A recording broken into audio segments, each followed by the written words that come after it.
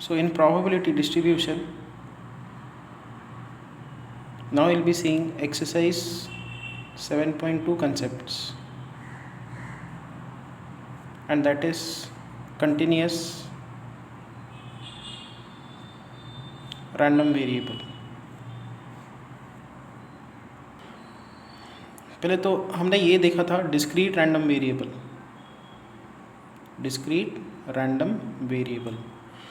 तो discrete random variable में क्या होता है कि let's say coin tossing experiment है, 2 कॉइन्स को टॉस किया तो आउटकम्स आएंगे H H H T T H T T, और एक्स रैंडम वेरिएबल है नंबर ऑफ हेड्स, तो यहाँ पे 2 वैल्यू होगी, यहाँ पे 1, यहाँ पे 1, यहाँ पे 0। तो जब आप 2 कॉइन्स को टॉस करना स्टार्ट करोगे, इन चारों में से आउटकम्स आते जाएंगे, मतलब रैंडम वेरिएबल के कभी 1, कभी 0, कभी 2 वैल्यूज़ आते जाएंगी। तो रैंडम वेरिएबल क्या होगा, कभी 0 वैल्यू लेगा, कभी 1 वैल्यू लेगा, कभी 2, तो एक वैल्यू से दूसरे वैल्यू पे जंप करते जाएगा। ठीक है, ऐसे टाइप के रैंडम वेरिएबल को हम लोग बोलते हैं डिस्क्रीट रैंडम वेरिएबल, जहाँ पे रैंडम वेरिएबल एक वैल्यू से दूसरे वैल्यू पे जंप कर रहा है।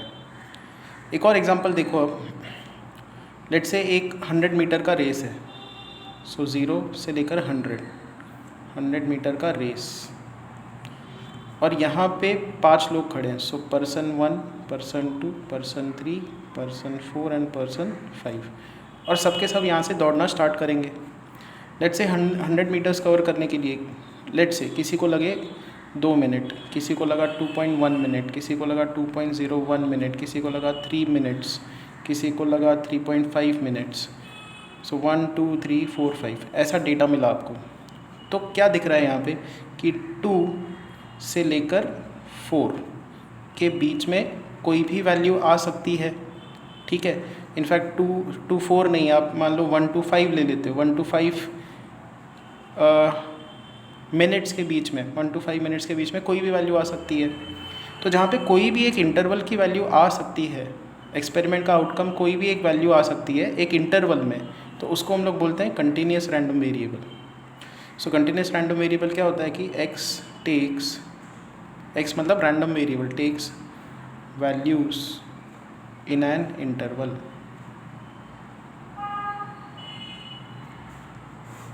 X takes values in an interval.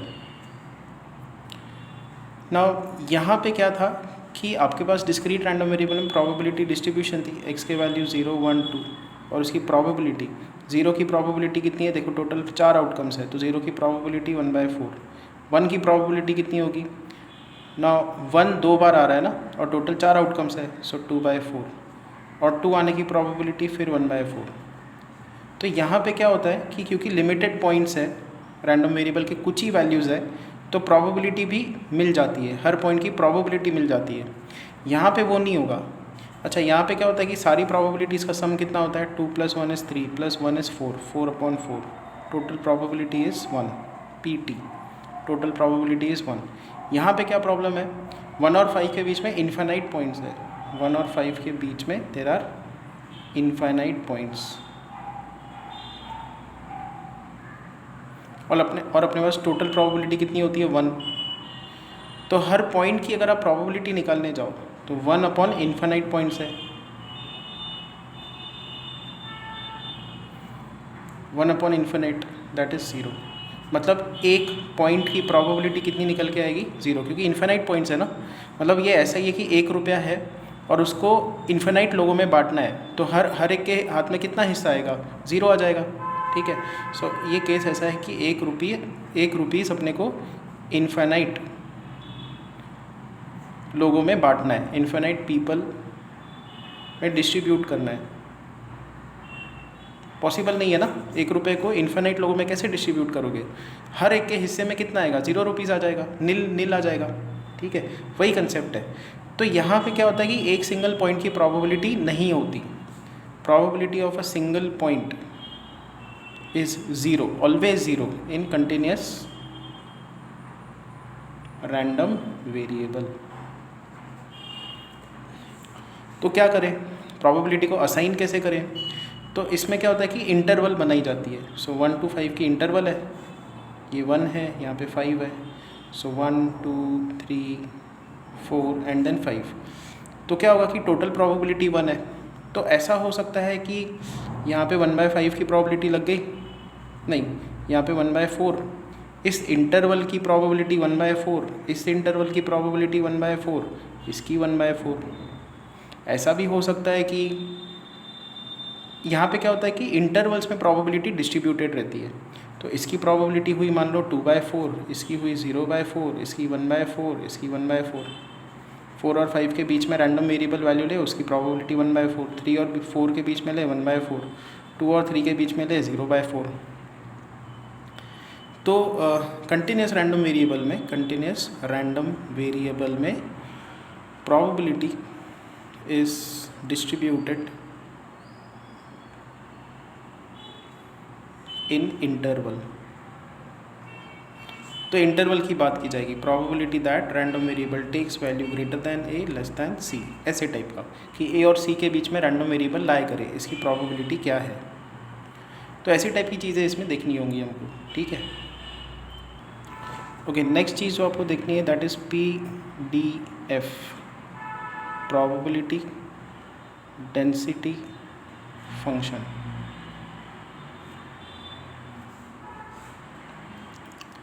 तो एक इंटरवल है 0 से लेकर x, उसके बीच में प्रोबेबिलिटी डिस्ट्रीब्यूटेड है, okay.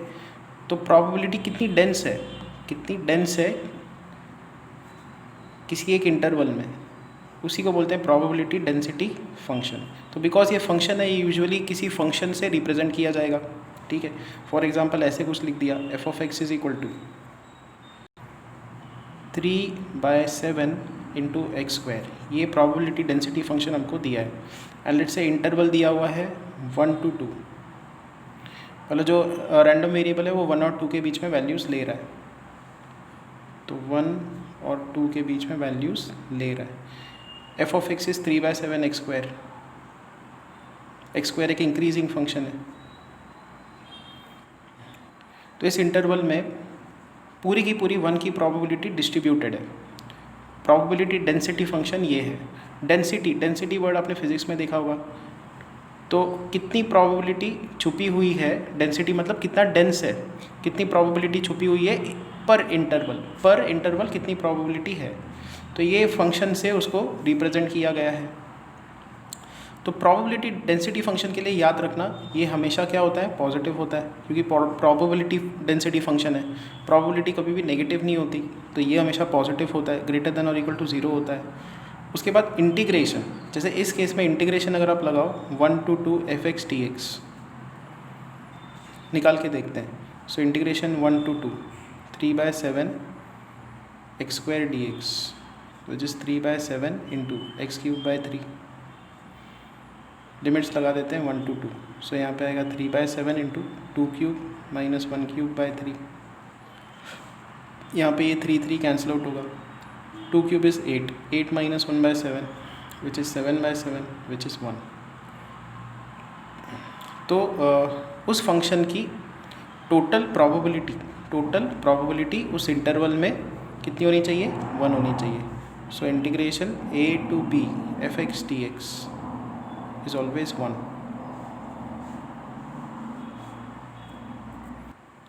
Next is CDF, cumulative distribution function.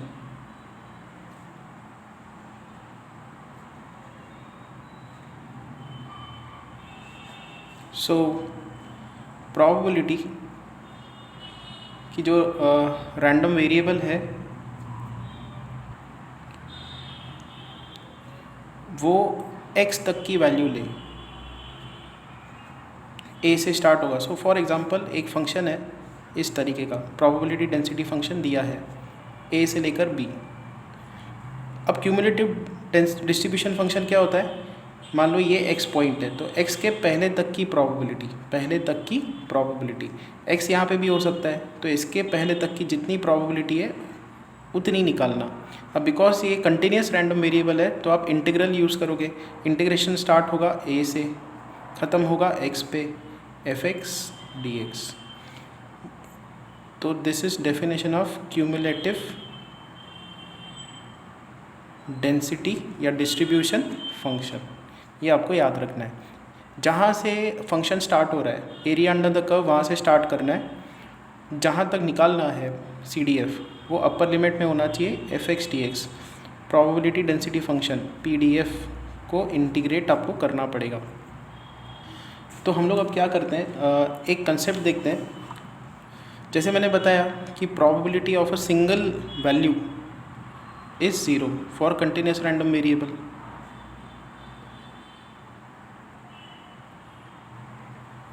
सो अगर ये पूछा जाए प्रोबेबिलिटी की रैंडम वेरिएबल A और B के बीच की वैल्यू ले, तो इंटीग्रल आपको स्टार्ट करना होगा A से B पे ख़त्म करना होगा, fx dx डेंसिटी फंक्शन को इंटीग्रेट करना होगा। नाउ अब हम लोग इस लेफ्ट हैंड साइड को देखो कैसा लिखेंगे, प्रोबेबिलिटी ऑफ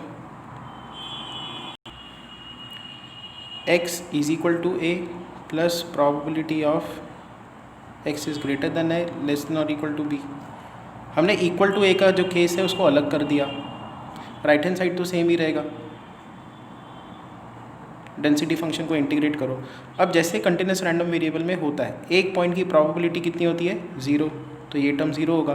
तो कहने का मतलब ये एक्सप्रेशन ऐसे भी लिखा जा सकता है, या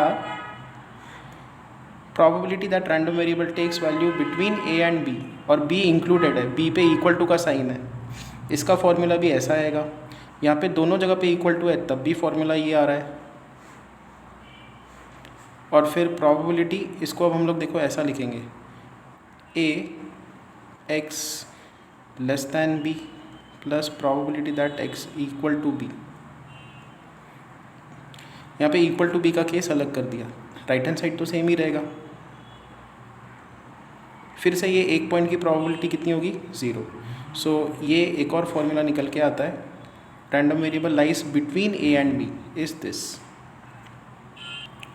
सो अब हम लोग एक्सरसाइज 7.2 से स्टार्ट करते हैं। Verify which of the following is PDF of a random variable. तो हमको बताना है कौन सा इसमें से PDF है रैंडम वेरिएबल का। तो एक्सरसाइज 7.2 क्वेश्चन नंबर 1 का first, fx is equal to sine x for 0x π/2। Now 0 और π/2 के बीच में फंक्शन ऐसा है, हमेशा पॉजिटिव है, तो एक क्राइटेरियन मैच कर गया, तो ऐसे मैं लिख देता हूँ। उसके बाद क्या होना चाहिए कि इंटीग्रेशन, जो भी इसका लोअर लिमिट है, जो भी इसका अपर लिमिट है, उसके बीच में फंक्शन का जो एरिया है वो निकालो। तो integration of sine X is minus cos X, limits लगा दो 0 to π/2 which is minus cos π/2 minus cos 0। Cos π/2 0 होता है, माइनस माइनस प्लस होगा, कॉस 0 इज़ 1। तो ओवरऑल जो एरिया है इंटीग्रेशन अंडर द कर्व वो 1 आ रहा है, तो सेकेंड जो क्राइटेरियन है वो भी मैच हो रहा है। तो आप क्या लिखोगे, this is a correct PDF of a random variable. So this is a correct probability density function of a random variable।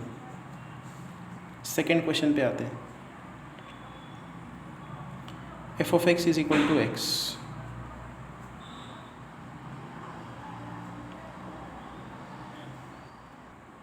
for x lying between 0 and 1 and it is 2 minus x for x between this interval।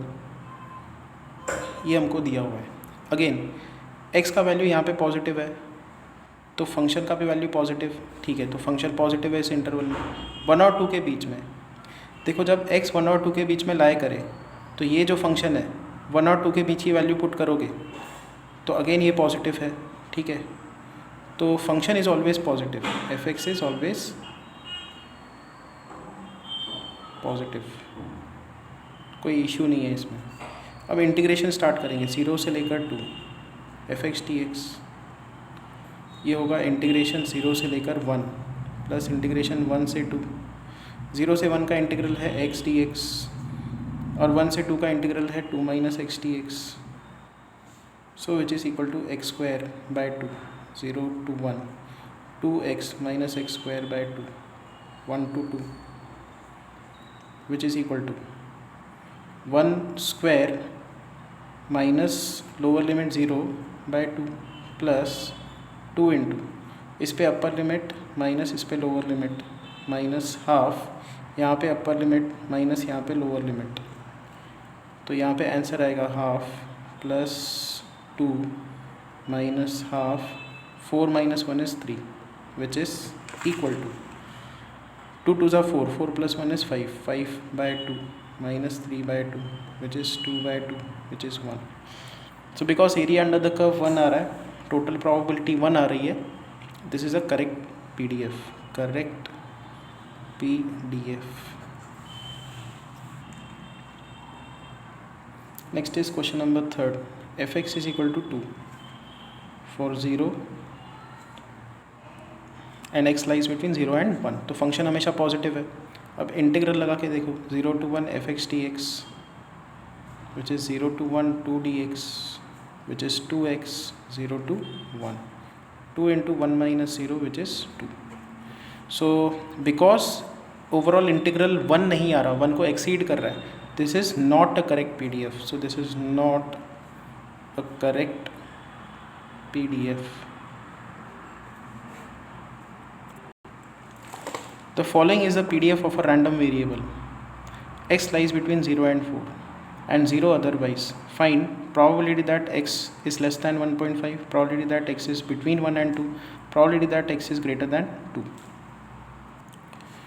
So यहाँ पे हमको ये दिया है question number 2 में, जो probability density function है it is x/8.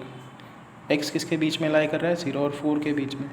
ये है 0 अदरवाइज, OW मतलब अदरवाइज.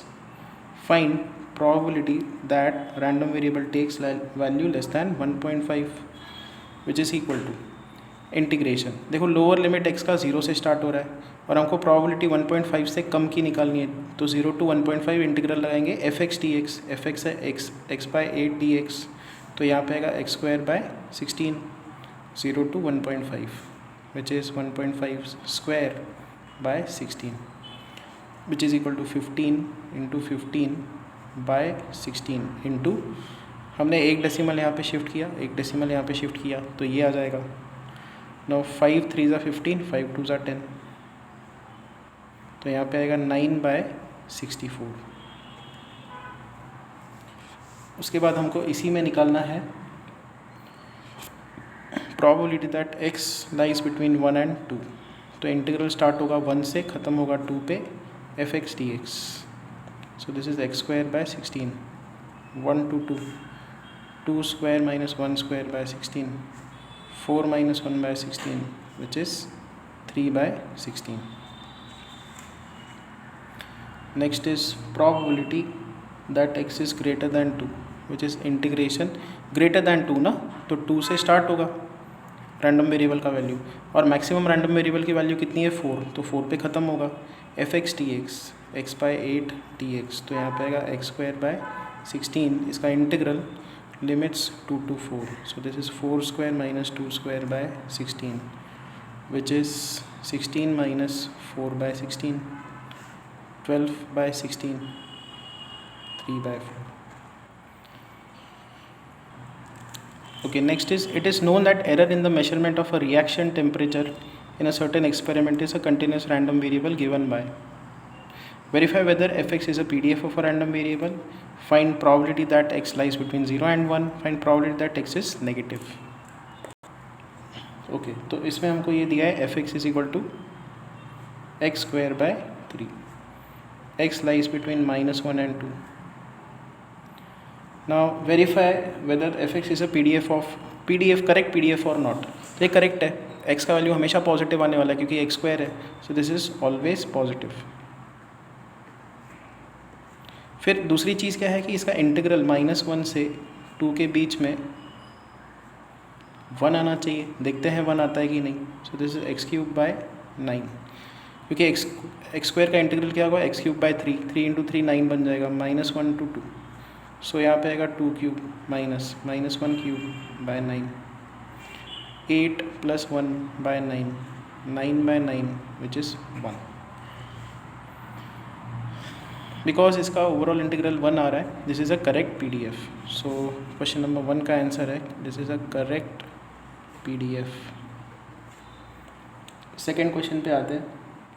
फाइंड प्रोबेबिलिटी दैट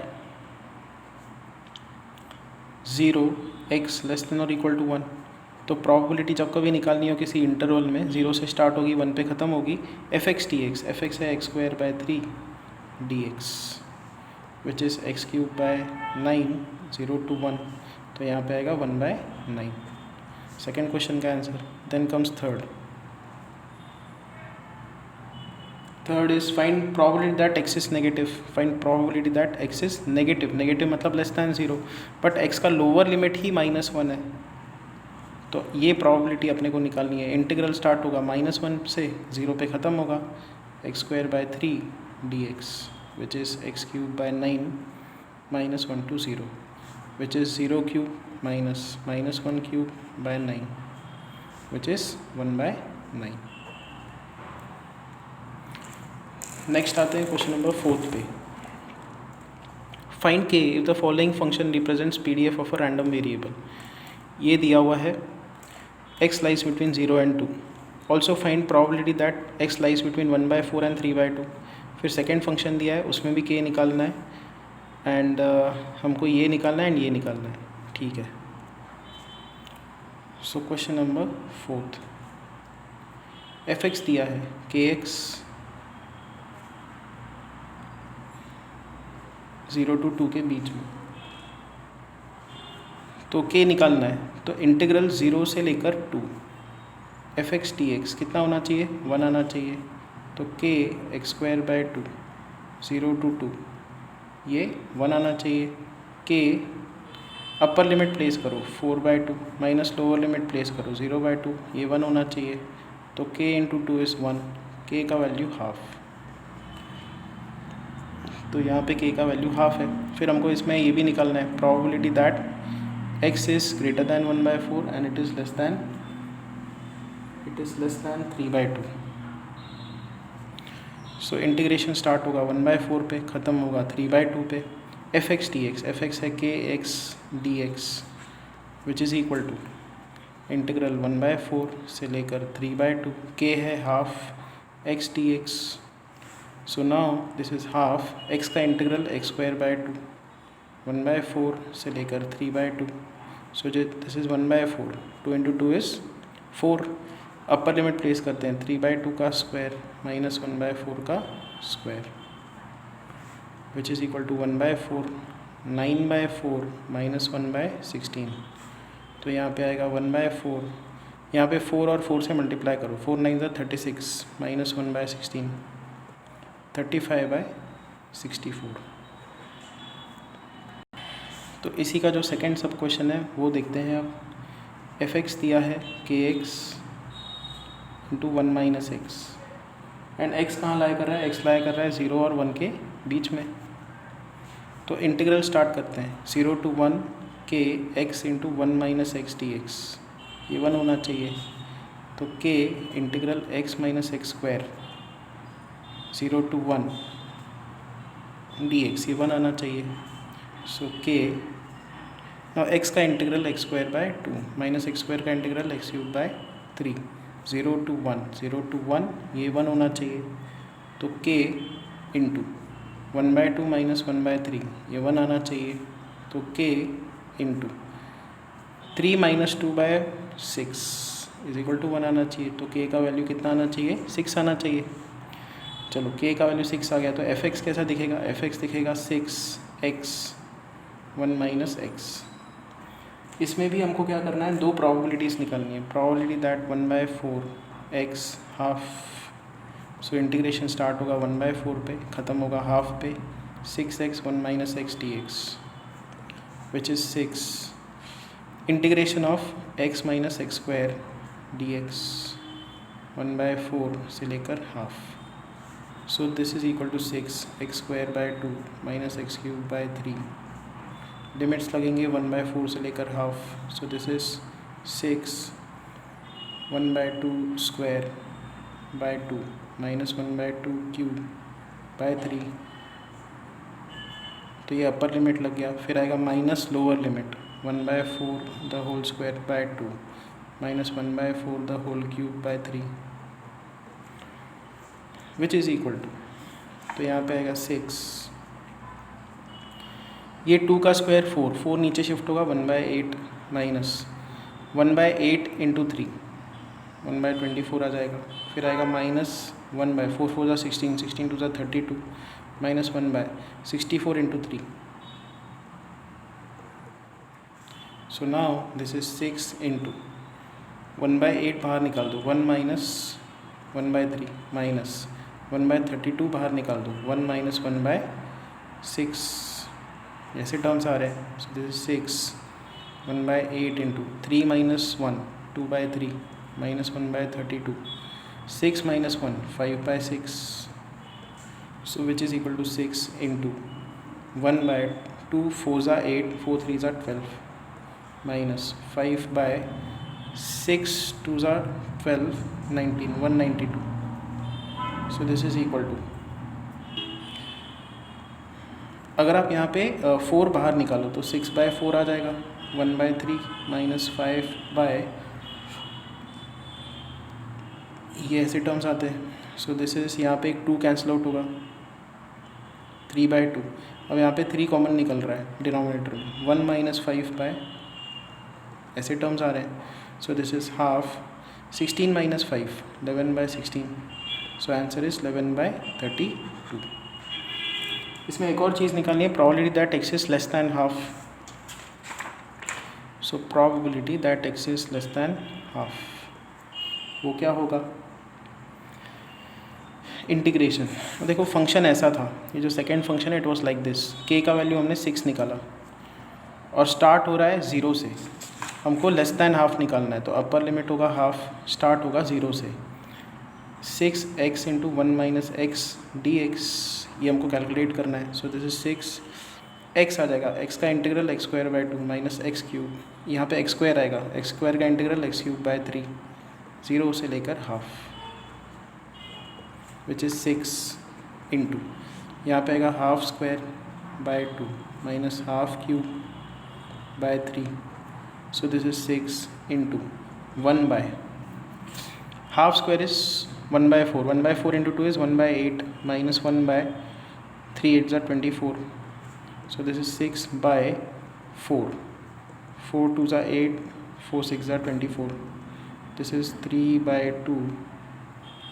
यहाँ पे भी आप क्या कर सकते हो, 2 कॉमन निकाल सकते हो तो यहाँ पे आएगा 1 minus 1/3 so 3/4 into 3 minus 1 is 2/3 so 3 will cancel out and will get 2/4 2/4 मतलब कितना होता है हाफ, तो इस क्वेश्चन का आंसर है हाफ।